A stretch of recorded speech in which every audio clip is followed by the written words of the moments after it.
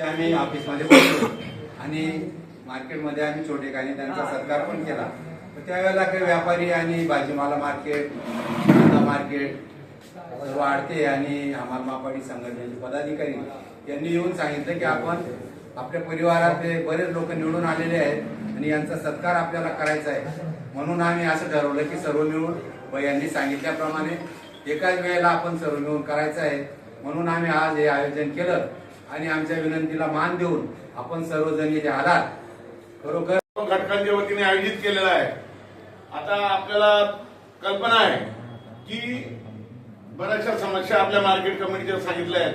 आपले जे शेड आहेत, मार्केट कमिटीचं ऑफिस आहे, तर त्या संदर्भामध्ये धुळे महानगरपालिकेचा टॅक्स त्या व्यापारी कारणामुळे जे लागतो तो टॅक्स आपल्या कृषी उत्पन्न बाजार समितीच्या यांना लागतो. आपण जे शेड तयार केलेले आहेत, शेतकरीच्या मालाची सुविधा व्हावी, त्याचा माल खराब होऊ नये, ऊन वारा पाऊस याच्यापासून सुरक्षित राहावं म्हणून आपण शेड उभारलेले आहेत.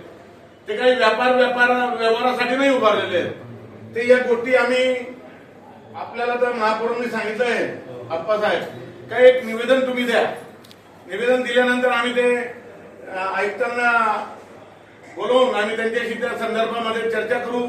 काही मुद्दे त्यांच्याजवळ आम्ही मांडून देऊ आणि आपण संयुक्त मीटिंग एकदा घेऊ आणि आपण त्यांना सर्वजण सांगू आणि जेवढं आपल्या मार्केट कमिटीचं बचत करता येईल.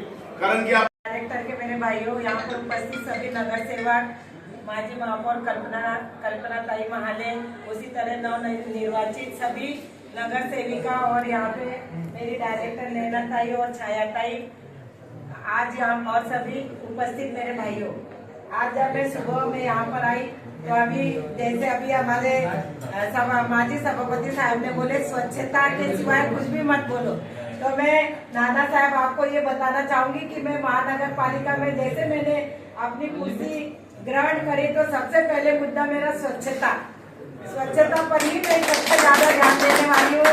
उसके बाद में नागरिक सुविधा.